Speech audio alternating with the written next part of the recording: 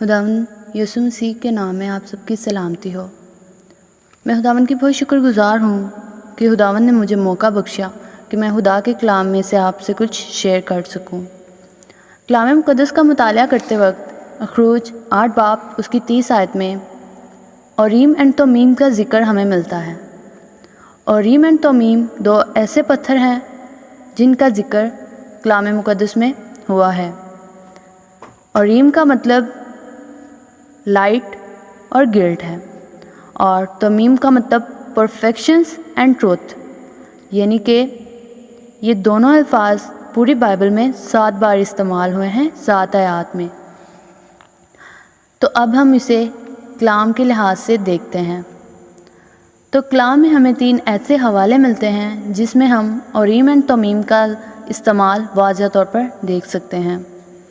कलाम मुक़द्दस में सबसे पहले एक्सोडस यानी कि अखरूज 28 बाब उसकी 30 आयत में हमें औरीम एंड तमीम का ज़िक्र मिलता है।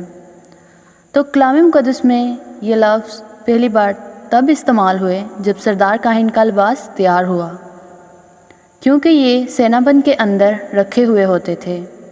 इसी तरह अगर हम कलाम मुक़द्दस में आगे देखें तो लेविटिकस यानी कि इख़बार 8 बाब उसकी 8 आयत में हमें इसका ज़िक्र मिलता है। नंबर्स यानी कि गिनती 27 बाब उसकी 21 आयत में। औरीम इस आयत में हम वाज़ह तौर पर देख सकते हैं कि इसका इस्तेमाल खुदावंद की रज़ा जानने के लिए किया जाता था, यानी कि जो काम ये करना चाहते हैं इसमें खुदावंद की रज़ा है या नहीं, कि ये काम खुदावंद की तरफ से है या नहीं। इसी तरह अगर हम आगे बढ़ें तो डिट्रोनमी 33 बाब उसकी 8 आयत, सैमुअल 28 बाब उसकी 6 आयत, यानी कि पहला सैमुअल 28 बाब उसकी 6 आयत। औरीम इस आयत में भी हम वाज़ह तौर पर देख सकते हैं कि यहाँ भी खुदावंद की रज़ा को मालूम किया जाता है, मतलब कि खुदावंद की सबसे पहले रज़ा को जानना होता था कि ये काम हम कर सकते हैं या नहीं कर सकते, इस काम में खुदावंद की रज़ा पाई जाती है या नहीं पाई जाती। इसी तरह अज़रा 2 बाब उसकी 63 आयत, नहमिया 7 बाब उसकी 65 आयत।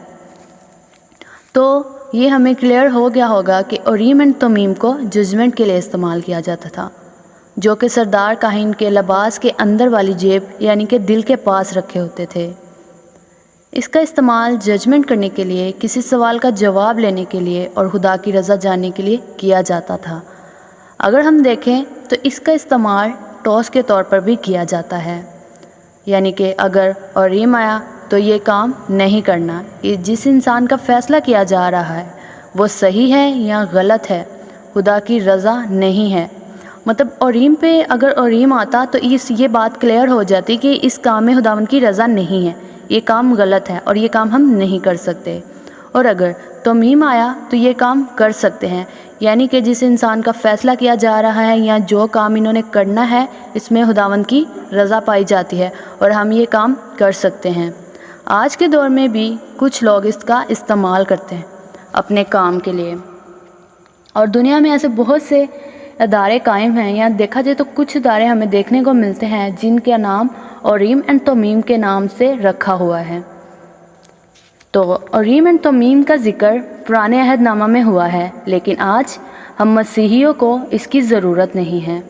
मगर ये वीडियो बनाने और बताने का मकसद ये है कि पुराने अहदनामा की जो शरीयत थी वो नए अहदनामा में यीशु मसीह के आने की एक परछाई थी।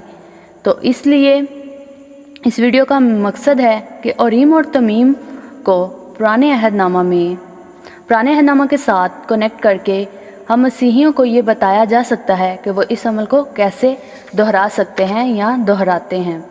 लेकिन आज के दौर में खुदावंद यीशु हमारा सरदार काहिन है, जैसे कि तब सरदार काहिन के पास ये औरीम और तमीम उसके लिबास की अंदर वाली पॉकेट यानी कि दिल के पास रखे होते थे, और वो इससे ये जानते थे कि किस काम में खुदावंद की रज़ा है और किस काम में खुदावंद की रज़ा नहीं है। लेकिन आज खुदावंद यीशु मसीह हमारा सरदार काहिन है, जो हमारे दिलों में खुदावंद की पाक रूह पाई जाती है और हमें गाइड करती है कि किस काम को हमें करना चाहिए और किस काम को हमें नहीं करना चाहिए। और खुदावंद यीशु मसीह का रूह ही हमें गाइड करता है। کہ اچھائی اور برائی کیا ہے۔ اس کا استعمال صرف سردار کاہن کرتے تھے، لیکن یسوع مسیح ہمارا سردار کاہن ہے، وہی ہمارا فیصلہ کرے گا جب وہ اپنی بادشاہت میں آئے گا۔ تو میں خداوند یسوع مسیح میں امید کرتی ہوں کہ آپ نے اس ویڈیو سے کچھ نہ کچھ ضرور سیکھا ہوگا۔ خداوند آپ سب کو برکت دے اور خدا آپ سب کے ساتھ ہو۔